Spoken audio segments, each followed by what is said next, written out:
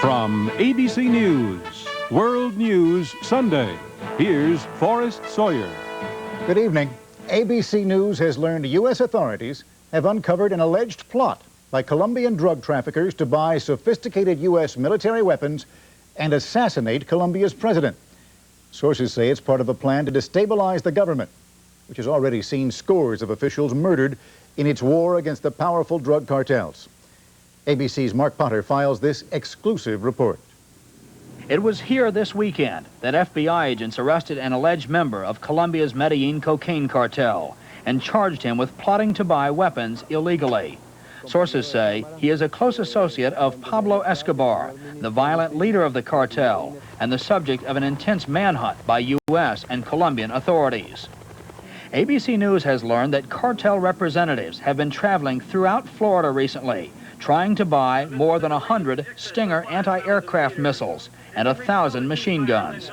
Their offering price was nearly $6 million. Sources say the Colombians plan to use the missiles to shoot down helicopters and planes, carrying Colombia's President Virgilio Barco and members of his cabinet. Last summer, President Barco ordered a crackdown on the traffickers and became an international symbol for the war on drugs. Sources say the Colombian arms buyers believed that by killing Barco and the other officials, the traffickers could destabilize Colombia and gain more control. Already, traffickers have been blamed for the downing of a passenger jet in Bogota and for hundreds of bombings and assassinations. 3 presidential candidates, including the leading candidate, have also been murdered. One of them was shot to death on a commercial airliner. The Colombian government is deciding now whether to use military aircraft for the rest of the presidential campaign. There has been no official word yet from the U.S. or Colombian governments about the Stinger missile scheme. But just last week, President Barco warned of drug traffickers attacking the very fabric of Colombia's democracy, a warning that today seems very much on target. Mark Potter, ABC News, Miami. Colombia did win a victory in the drug war this weekend, seizing 12 tons of cocaine at a jungle processing center, one of the biggest drug busts in the country's history. Soldiers found 25 airstrips hidden in the jungle. The field commander said he had never seen so much cocaine in his life. A new report today says that throughout the 1980s, the U.S. bought secret Soviet military technology from top officials throughout Eastern Europe, including close relatives of Romania's dictator, one of the most hardline communist leaders in the Warsaw Pact. A U.S. official told the Washington Post the intelligence value of the weapons was incalculable. ABC's David Ensor has more. For years, the Soviet military has been viewed in the West as the most secretive part of a closed society. But it now appears U.S. intelligence found a way around that. 2 of dictator Nicolae Ceausescu's brothers, the report says, were directly involved, siphoning off top-secret Soviet technology for sale to the U.S., almost certainly with his knowledge. For $40 million, they sold updated anti-aircraft systems, mobile rocket launchers, radar, anything they could get their hands on that the CIA would pay for. Usually the only way you can get it is by buying it. And fortunately, over the years, there have been enough corrupt people eager to make a little extra money that we were able to have some successes. Administration officials declined to confirm or deny the report, but retired intelligence professionals say while they don't know whether the Ceausescus were involved, the U.S. has been buying Soviet equipment, even top-of-the-line tanks, from Warsaw Pact sources for at least 10 years now. This is a major industry. Every country wants to steal the high-tech and military secrets of other countries, and everybody's in the game, and don't think they aren't. When Nicolae and Elena Ceausescu were on trial, they denied the prosecutor's charges that they concealed millions in Swiss bank accounts. But the report says 20% of the U.S. payments were made into Swiss accounts controlled by the Ceausescus. The Ceausescus are history, but U.S. officials say one result of all the changes throughout Eastern Europe is that former communist officials are coming forward, offering the West information on weapons and spying techniques. An intelligence windfall. David Ensor, ABC News, Washington.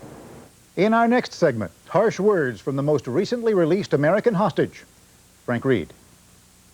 World News Sunday, brought to you by Maxwell House Coffee. At Washington today, the latest American hostage released in Lebanon gave his first detailed account of his 44-month ordeal. And in contrast to his relatively restrained comments up to now. An angry Frank Reed had harsh words for his Muslim kidnappers and criticism of U.S. policymakers. The story from ABC's Steve Shepard. Former hostage Frank Reed told reporters of the inhumane conditions in which he and fellow captives were held. I have been lying on my back literally for 3.5 years, chained either to a wall or a radiator. Reed said he and others were blindfolded 24 hours a day, denied news of the outside world, and in his case, severely beaten. One pig of a man who constantly haggled me and raggled me. Broke my ribs, kicked my ribs on the right side. Reed also said that the U.S. should stop talking about geopolitics and begin negotiating with the hostage takers. For his part, Robert Pohill disagreed, saying he thought President Bush was handling the situation just about right. Both men demanded that all hostages in all countries in the Middle East be released. New York Senator Patrick Moynihan made it clear that demand didn't just apply to Arab states. This applies to the state of Israel. They cannot hold hostages. But on ABC's This Week with David Brinkley, Syria's foreign minister said getting more hostages out will be difficult. This arrogance, which we feel coming from Washington sometimes, would hinder our humanitarian efforts to secure the release of the rest of the hostages. When the first of 2 Americans was freed 2 weeks ago, there were hints that the entire hostage crisis might be ending. Those hints were apparently premature. Steve Shepard, ABC News, Washington. All indications from Iran today are that Tehran's feelings toward Washington now are hardening, not warming up. The hardline Speaker of Iran's parliament, Mahdi Karoubi, said the recent release of 2 American hostages has made U.S. leaders forget how much Iranians hate them. He said Iran would not arrange the release of all hostages in order to resume ties with Washington, saying instead, quote, "No one has ever thought or will think of establishing relations with the U.S." Back home, flooding caused by last week's thunderstorms continues to plague Texas, Oklahoma, and Arkansas. Arkansas officials said the situation there is expected to grow much worse over the next 24 hours. And as ABC's Al Dale reports, it's already bad enough. The Arkansas River is flowing wider and higher than it has in a half-century, putting vast areas of central Arkansas underwater. In North Little Rock last night, U.S. Marines and National Guardsmen built sandbag barriers to protect low-lying residential areas. Upriver, where houses and farmland have been inundated for several days, people found themselves cut off from their homes. Water covered this road and bridge.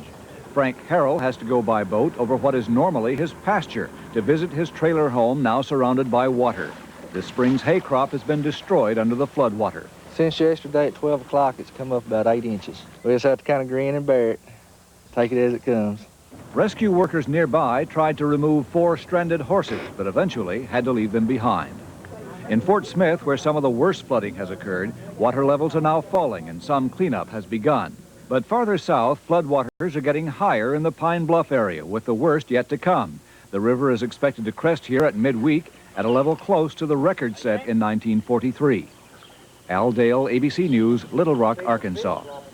Still further south in Guatemala City, rescue workers have recovered the bodies of at least 17 people after a Miami-bound DC-6 cargo plane crashed last night in a crowded residential neighborhood. Among the dead, the plane's 3 American crewmen. At least 10 other people were injured when the plane crashed into several houses and plowed into a hill shortly after takeoff.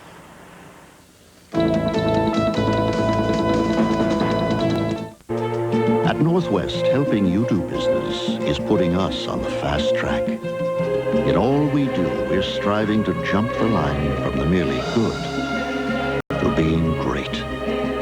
Because being the best is the only thing we want to be.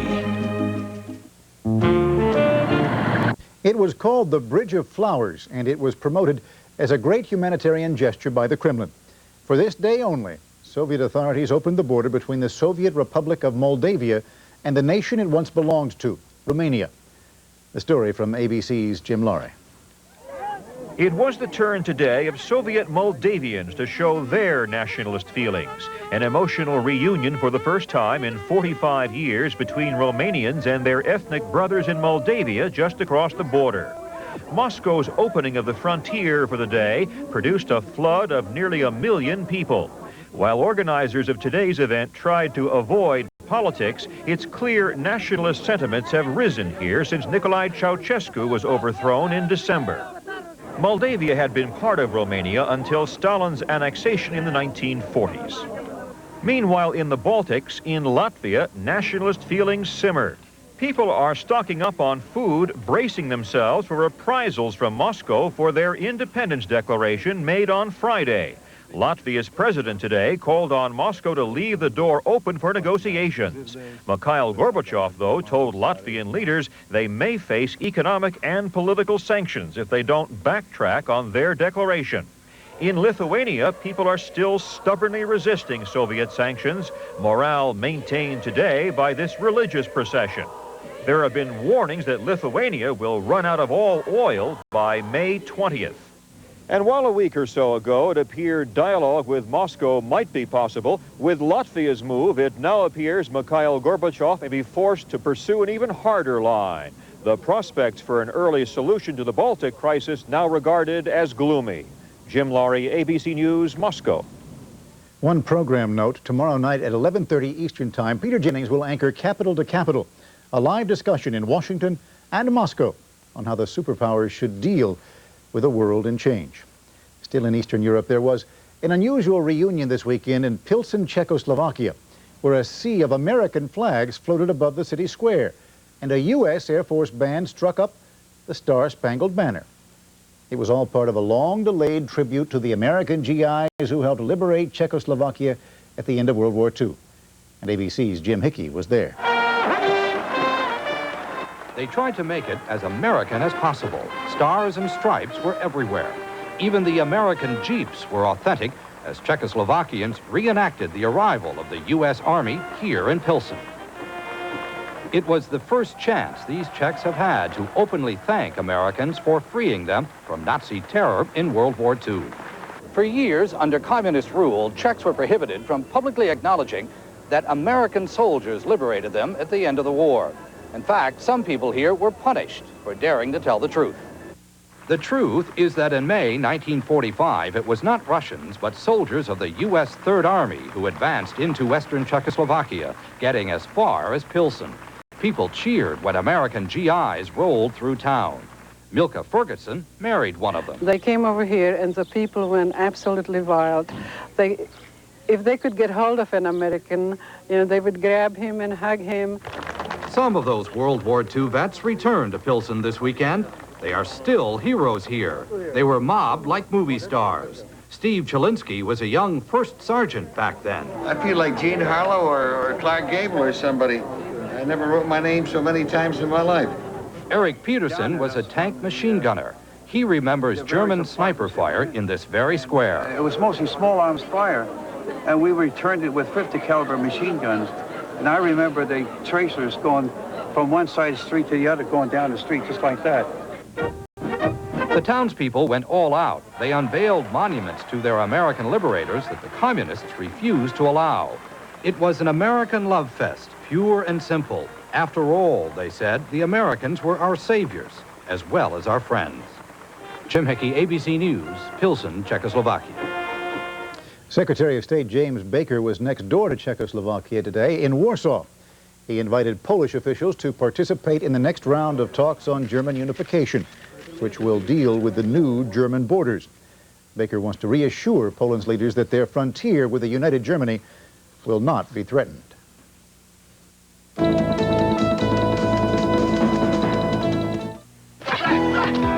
When Bill Denby was in Vietnam, he dreamed of coming home and playing a little basketball.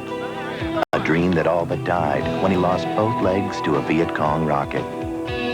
But then researchers discovered that a DuPont plastic could help make truly lifelike artificial limbs. Now Bill's back, and some say he hasn't lost a step. At DuPont, we make the things that make a difference. Better things for better living. These nutritional fads can be very confusing. Who wants to guess about nutrition? Well, the Surgeon General recommends 7 guidelines for nutritious eating, and whole wheat total meets all 7. Total takes the guesswork out of nutrition. Look at me, enjoying corn on the cob. Thanks to Super Polygrip, Super Polygrip forms a seal that holds so tight, many denture wearers can enjoy more of their favorite foods, even corn on the cob. Super Polygrip. You can see the dream of success in the eyes of people all across America. At Citibank, we understand the dream. That's why, as Citicorp and Citibank, we've become America's largest financial services organization. Already helping 1 in every 4 American families, with more home mortgages, more student loans, more MasterCard and Visa cards than any other company. We'd like you to get to know us better. Citibank, because Americans want to succeed, not just survive.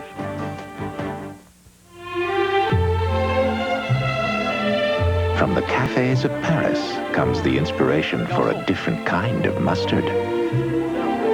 Grey Poupon Parisian. Created especially for sandwiches, its distinctive flavor gives even the simplest foods a sophisticated accent. Pardon me, would you have any Grey Poupon Parisian? But of course. Grey Poupon Parisian mustard, another of life's finer pleasures. The raging battle in California over introducing a pill that would make surgical abortions obsolete. Watch Peter Jennings on ABC's World News Tonight, this week. Time once again to check in on sports. Ray Gandolf joins us from New York with the latest on the NBA playoffs. Ray? Thank you, Forrest. Well, for the first time in 27 games dating back to 1984, the New York Knicks won a game in the Boston Garden, and how sweet it was. Led by Patrick Ewing, who had 31 points, the Knicks broke open a close game in the fourth quarter to win their first-round playoff series from the Celtics 3-2. They will play Detroit in the next round. Kevin Johnson of Phoenix hit a shot with 0.8 of a second left, and the Suns beat Utah to win that first-round series 3-2. Phoenix moves on to the Western Conference semifinals now, where they will meet the Los Angeles Lakers. You know the Lakers. Magic and Worthy and Scott, those guys. Plus, the best European player in the NBA, Vlade Divac, the backup center from Yugoslavia. Vlade Divac is as frisky as a thoroughbred and as durable as a dray horse. In this, his rookie season in the NBA, he has not missed a single game. He makes half his shots from the field, and he leads the Lakers in blocking shots. His English is a little iffy, but Vlade knows basketball. I understand everything for basketball words, you know, but for conversation not yet. But I think for 2-3 months be better. Divac began playing pro ball in Yugoslavia 6 years ago when he was 16. His club won the European Championship last year. He's a national hero. His wedding last year was televised all over Yugoslavia. It made him almost as happy as his selection by the Lakers, their first and only draft choice. The Los Angeles Lakers select Vlade Divac from Partizan Belgrade, Yugoslavia. Los Angeles Lakers, I don't believe. I think is in this moment nobody in the world was happy like me. Divac had to make an adjustment from being a kind of 7-foot fancy ball handler to the rough, tough NBA. You know, we put a little bit of a leash on him because we don't want him to go crazy like he did over there, but he does have certain skills that I think, you know, will come out even more as he learns this game and our players learn it. In NBA plays very hard defense, very physical and very fast, always run. In Europe, play soft, play slow. Another adjustment for Divac, of course, has been from Yugoslavia to life in La La Land.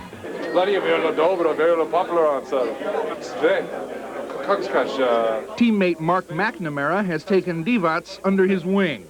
Things are much more uptight in America than they are in especially the southern parts of Europe. And he's had to learn to deal with all the stressed Americans, and he's done a great job of it. Divac lives the good life in Marina del Rey. Plays an occasional game of pool with a countryman. But his real game, his whole reason for being, is basketball. And he's only going to get better. Everything for me is good. But I think I must do more. Every game more. You know, this is my life. Basketball is my life. I like play basketball, and when I don't play basketball, I don't know what I do. Vlade Divac has met culture shock head-on and charmed it to death. Forrest? Thank you, sir. When we come back, the Battle of the Blands, the unusual song contest heard round the world.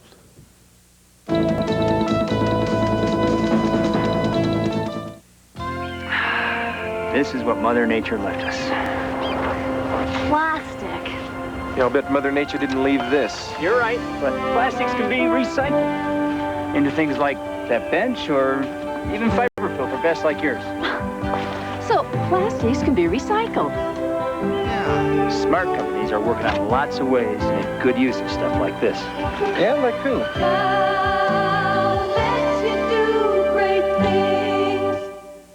50's nifty, and to extend these good years, we eat right, exercise, and to be sure, we take new Geritol Extend with all the vitamins folks over 50 need. New Geritol Extend, because you're as young as you feel. Believe it or not, the better you eat, the more you can get painful gas. Surprised? The foods highest in nutrition are often highest in gas, but Gas-X gets rid of the gas, so you feel better fast. Eat right and feel right with Gas-X. England, Scotland, Wales. You're invited on an enchanting 2-week tour of Great Britain. Coming up on Good Morning America starting Monday. In closing tonight, we offer further proof that music, even not very good music, is a universal language. This weekend, while you weren't looking, as many as 1 billion people around the world dialed their TV sets to the granddaddy of song contests, where the tunes are simple and the words don't matter. Jim Bitterman has the story. This is it, that show of shows, the Eurovision Song Contest. Europe's bizarre annual attempt to prove that pop music can transcend all, if the music is homogenized enough. Because to win the contest, a song must please judges in 22 countries, from Iceland to Israel. The catch is that songs must be sung in one's native language, so judges often have absolutely no idea what any given song is about.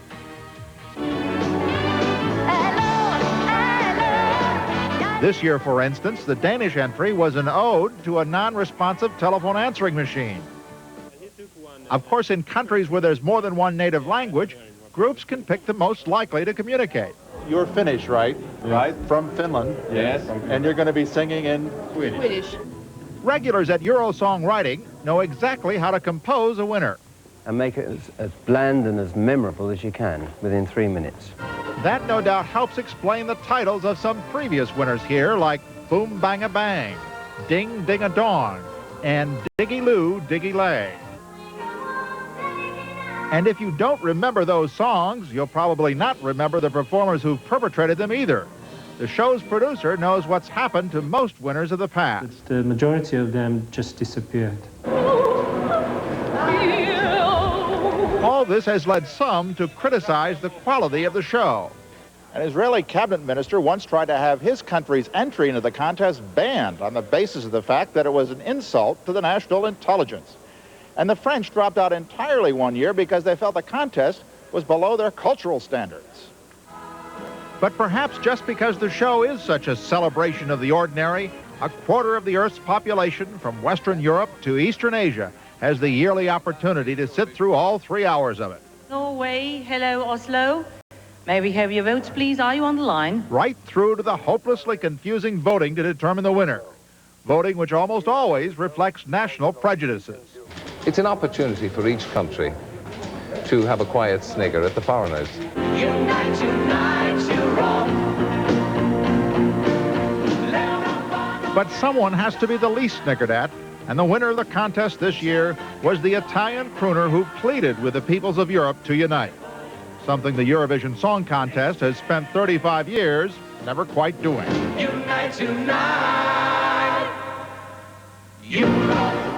Jim Bitterman, ABC News, Zagreb, Yugoslavia.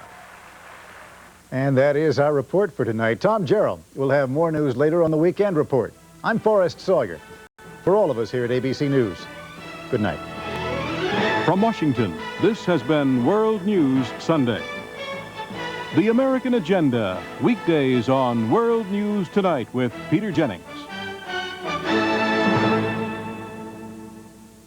This has been a presentation of ABC News, where more Americans get their news than from any other source. Sunday. I can't stop thinking about you. The most dangerous fire starts with only a flame. I have to tell him. Meredith Baxter Birney. I'm having an affair. Burning Bridges.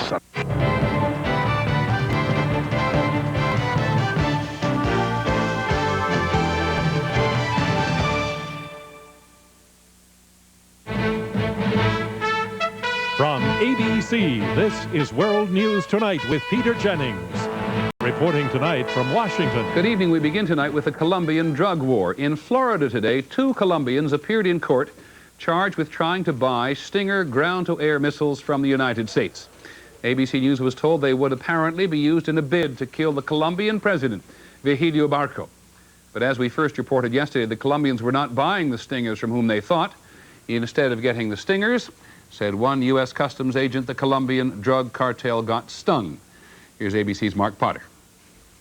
The Colombian arms buying scheme was uncovered 3 months ago in a most unusual place, a small Florida town called Bartow, 40 miles east of Tampa. Sources say 2 Colombian men approached 2 Americans they thought were National Guard officials with access to high-technology weapons. In reality, the Americans were undercover Polk County Sheriff's deputies working with the FBI. Federal authorities believe one of the Colombians was a close associate of Pablo Escobar, the head of the violent Medellin cocaine cartel. They allegedly offered to pay the undercover detectives nearly $6 million for more than 120 Stinger anti-aircraft missiles and 1,000 machine guns. None of us had any idea what the going price for a Stinger missile was, and we had to improvise and think very quickly. Authorities say they were told Escobar's drug cartel planned to use the missiles against the Colombian government. The Stinger missiles were to be transported to Colombia and used against Colombian government aircraft. In fact, sources say that early in the investigation, the arms buyers said traffickers planned to use the missiles to shoot down planes carrying Colombian President Vigilio Barco and members of his cabinet.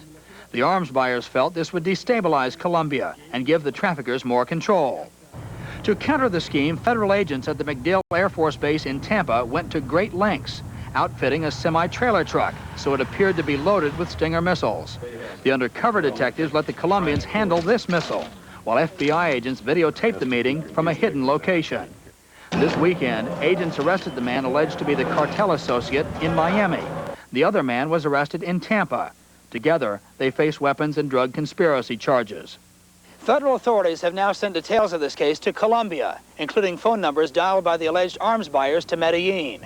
They will use the information to try to track down Pablo Escobar, the cocaine boss himself. Mark Potter, ABC News, Tampa, Florida. When we come back, the other news, taxes. The president's lips may be conveying a somewhat different message. And later in the broadcast, the bitter fight for independence in Kashmir. And tonight, the camera focuses on a couple of lovebirds. This is World News Tonight with Peter Jennings. Here in Washington today, because after talks last night with congressional leaders on balancing the budget, the White House is now saying that everything is on the table. Does that mean we can no longer read the president's lips accurately? Jim Wooten is on Capitol Hill. While the Democratic congressional leadership was sitting down today to discuss the idea of sitting down with the Republican president to discuss the budget, the question of the day in Washington was, does all this really matter? Is it important? Has there been a sea change, a major switch on the deficit and the need for taxes? Whether there's a sea change or not is too early to decide, because that's not going to depend upon the president alone. Senator Domenici is the senior Republican on the Budget Committee, a very serious fiscal fellow, and he's not ready to say that something truly significant has happened until he sees some sign that Congress is also willing to give a little on spending. Still, at the White House today, Press Secretary Marlin Fitzwater was saying what hasn't been said there before. On deficit reduction negotiations with Congress, absolutely no preconditions, no limitations, he said. Everything's on the table, including taxes. And that does matter. Remember? Read my lips. No new taxes. That was candidate Bush in 1988. This was President Bush 6 weeks ago. I have no intention of changing that position. Democrat and Senate Budget Chairman Sasser thinks he knows why there may have been a change of presidential mind. The White House, in my view, is worried about the state of the economy and the political fallout that's going to ensue if this economy goes bad. The other question is, if they're really serious about deficit reduction this time with spending cuts and maybe even taxes, can they do it in an election year? The answer? Don't bet on it. Jim Wooten, ABC News, Capitol Hill. The threat of a presidential veto today for a law designed to make it easier for working families. The White House Chief of Staff John Sununu says President Bush will veto a bill which would give workers unpaid time off for new babies or for family illness. The House considers the bill this week. The White House objects to a provision which would force employers to offer the benefit. AIDS activists told the National Commission on AIDS today that when it comes to the testing of new AIDS drugs, women, minorities, and children are being treated like second-class citizens. Just one example, although 27% of AIDS patients are black, only 10% of the people in government-sponsored drug testing programs are black.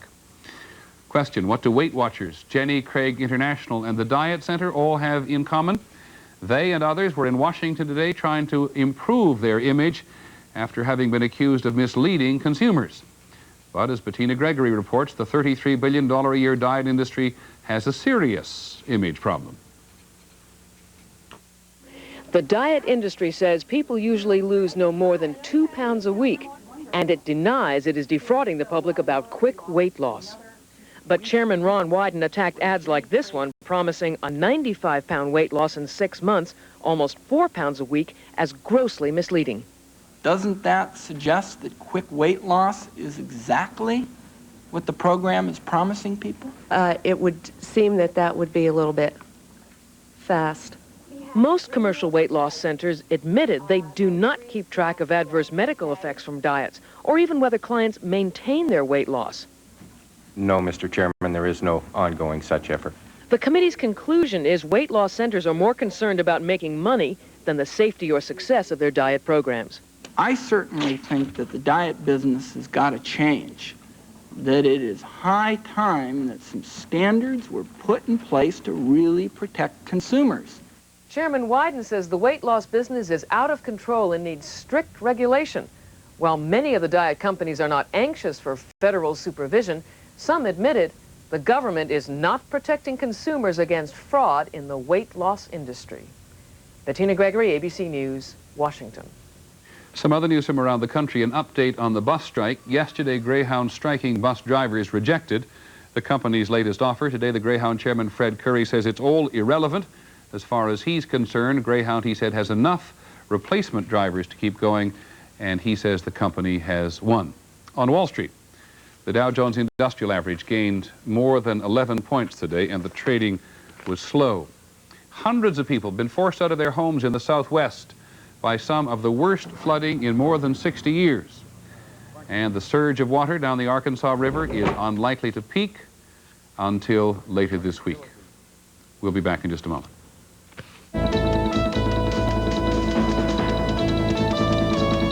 Was it really just a rehearsal for a parade on Wednesday? That's the Soviet explanation for why their tanks rolled through the streets of the Latvian capital Riga during rush hour this morning. A lot of Latvians think it was the Soviet way of reminding them what muscle Moscow has if Latvia persists in its declaration of independence. Today, the Latvian parliament went ahead anyway and chose an economist, Ivars Godnomis, to be the new prime minister. Well, as the barriers have come down across Eastern Europe, they've revealed for the first time the full scope of a problem which will require enormous help from the West if it's to be fixed. Pollution, air and water pollution on a truly vast scale. Consider just one example. The steel mill in the Polish city of Krakow. It is one of Europe's biggest and by far its dirtiest. It produces roughly a third of all the air pollution in Eastern Europe, and the results are devastating. Here's ABC's Hilary Bowker. These people have just come 600 feet underground to spend the night in a medieval salt mine. They are here to breathe the clean and healing air. Tadeusz Szewczak is accompanying his daughter Ania. The doctors advised me to bring her here. We live in Krakow, which is heavily polluted, and she had breathing problems ever since she was very small. This is what Ania is escaping, air poisoned by a heavy concentration of industry. Air so toxic, it has eaten the faces of ancient statues. Although Krakow and neighboring Silesia make up less than 5% of Poland's territory, they produce 50% of its pollution. When Poland's communist rulers made rapid industrial growth their #1 priority, nothing was done to prevent or clean up pollution. It took just 2 generations to create an environmental disaster zone. The authorities did not tell the people about the danger. They thought that the industry is the most important thing for economy. So they didn't want to inform people about the health problems. In Silesia, premature births are now commonplace, and babies are less likely to survive than in other parts of Poland. According to Dr. Jan Kern, the lives of those who do survive will be 4 years shorter because of higher rates of cancer and other diseases. We see a lot of people with upper respiratory disease. They understand that the air pollution is responsible for their sickness. All across Eastern Europe, the increase of vehicles and heavy industries with no pollution controls has damaged the quality of air, food, and water. By the time the Danube reaches Hungary, it is a poisonous cocktail of industrial wastes. Budapest's raw sewage makes it even more filthy. All of Central Europe's great rivers need urgent attention. In Czechoslovakia, the forests also are threatened. Acid rain has already killed or damaged almost 3/4 of the country's trees. Some parts of East Germany are constantly clouded by the dirty haze of noxious sulfur dioxide emissions. The burning of low-grade brown coal is to blame. It is used to heat homes and provides most of the country's energy. Pollution travels over borders, covering distances of hundreds of kilometers. Today, the strategies of individual countries must be replaced with a continental strategy. But even if there were a continental strategy, it would have to be funded by the West. Eastern Europe's new democracies cannot afford to close down antiquated industries which pollute the environment, and cannot afford to clean them up. Poland is a fantastic lesson, very painful to us, how things can be messed up, how terribly things can be messed up. These school children know how dangerous their environment is. They are demanding strict regulations that would make the air outside as clean as the air down here. Hilary Bowker, ABC News, in Silesia, Poland. In Mexico today, a sign of better relations between Mexico and the Roman Catholic Church. Pope John Paul said Mass today in one of the poorest areas of Mexico, the Mexico City suburb of Chalco. Although 90% of Mexicans are Roman Catholic, Mexico's constitution contains many restrictions on the church, and Mexico has no relations with the Vatican. In our next segment, preparing for holy war in Kashmir. For tonight about independence in one of the world's most remote and spectacular locations. Where India and Pakistan meet in the Indian state of Kashmir, there is again the kind of tension which has in the past led to war. When India was partitioned in 1947 so as to create the Muslim nation of Pakistan, Kashmir, which was overwhelmingly Muslim, was also divided. Most of the land and most of the people remained in India, which is predominantly Hindu. 40 years later, militant Kashmiris have mounted another fierce campaign to secede from India, which may again mean war between India and Pakistan. ABC's Mark Litke is in Kashmir. Beneath these majestic Himalayan peaks, in this seemingly tranquil valley, a band of young Kashmiri militants preparing for a holy war. They have come to the Pakistani side of their divided homeland for weapons and training. Muslim warriors who've modeled themselves after the Mujahideen who drove the Russians out of Afghanistan. Their goal, to liberate the part of Kashmir controlled by predominantly Hindu India, by terrorism if necessary.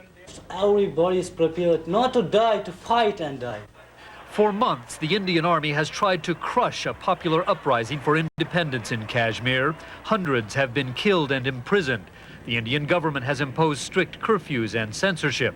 Yet this amateur video smuggled out of Srinagar shows public defiance of India continues to flare up.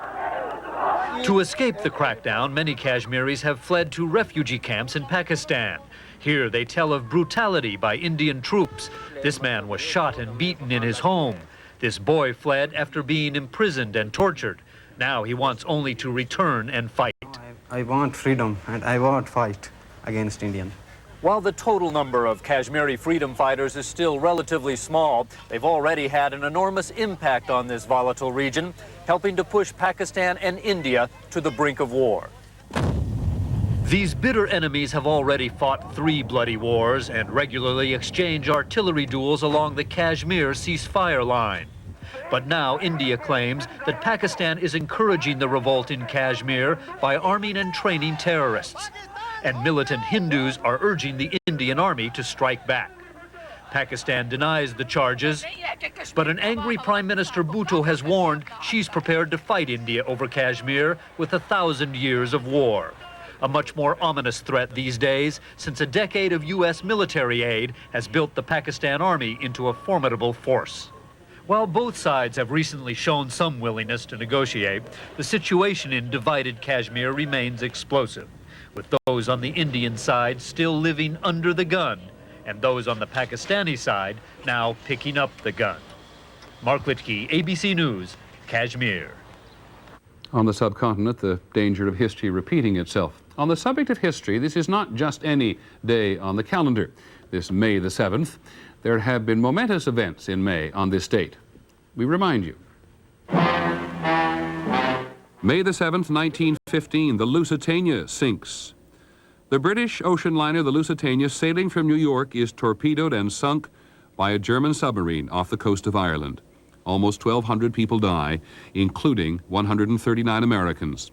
The sinking of the Lusitania, a singular event which would hasten America's entry into World War I. May 7th, 1945, the end of World War II in Europe. On a railroad siding at Rheims in France, the German High Command signs an unconditional surrender. The next day, Americans and Europeans would fill their streets to celebrate VE Day, victory in Europe. May the 7th, 1960, Powers admits to spying. Francis Gary Powers, the pilot of an American U-2 reconnaissance plane shot down over the Soviet Union, admits that his mission was espionage. Washington finally owns up. The Cold War between the United States and the Soviet Union heats up. On May the 7th, 1954, France loses the war in Indochina. In the final 6 months, the French were surrounded by the Vietnamese in the northwestern valley of Dien Bien Phu. They called it hell in a very small place. 3,000 Frenchmen died, 10,000 taken prisoner. The French were driven from Indochina. 2 decades later, so was the U.S. Today, May the 7th, 1975, 21 years to the day after the French lost Vietnam, President Ford signs a proclamation declaring the Vietnam era over.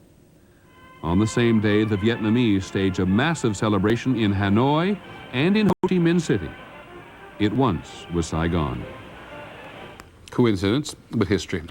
One program note about this evening: after your local news tonight, a chance to hear from 2 of the highest officials in the Soviet Union on what they think is happening there at the moment. We'll also have 2 of America's most senior politicians on, the Speaker of the House and the Minority Leader in the Senate. When Nightline is usually on, another edition of Capital to Capital between Washington and Moscow. I hope you'll join us. We'll have our final report on world news in just a moment.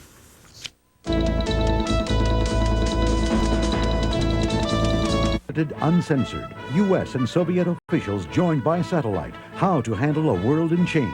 Peter Jennings, Capital to Capital, tonight. Finally, here this evening, an international love story about an American and a Canadian, actually, who came south looking for commitment. Of course, this is no typical love story, otherwise it wouldn't be creating as much interest, dare we say passion, as it is on cable television in Massachusetts. The program in question may not have the ratings of, say, Falcon Crest, but as John McKenzie tells us, the two shows do have something in common. In Springfield, Massachusetts, the hottest TV show in town is the one being shot right here in town. Up there, on a ledge, on the 21st floor. It stars a rare pair of peregrine falcons. For the second year in a row, a local cable company, using an unmanned camera, has been providing live 24-hour-a-day coverage of their nest and the eggs inside. In the control room, technicians mix a little classical music over the picture, add any hatching updates under the picture, and the Falcon channel is ready to roll. Other people just flip through the regular channels, but the Falcon is different. The Falcon is like special. It's here, it's Springfield. This is personal to them. So personal, it's pervasive. You can now follow the Falcons in hotel lobbies, in classrooms. And what do you think the mother bird and father bird are going to bring them to eat? And in 100,000 homes. First thing in the morning, we come down, turn it on, make sure they're all right. I'd much rather watch this than a lot of movies we have on TV. In this drama, the town has named the characters, Andy and Amelia, and has delved into their pasts. Biologists who tag and track these birds say that Andy is from upstate New York. Amelia, she's a foreigner, flew in from Canada.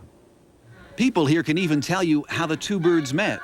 She found this ledge and decided she wanted a nest here. Didn't find a mate, so she went to Boston, and she was trying to break up the pair down there, but then she came back here, and then eventually she found Andy. Since falcons are mates for life, there's no promiscuity in this programming. Instead, viewers last year were treated to plenty of shots of the family at home. The cliffhanger was the day the state biologist dropped in for a closer look at the nest. It's something that hadn't been done before, and I think it's a very warm and fuzzy to be able to bring that kind of aspect of nature into customers' homes. By this afternoon, the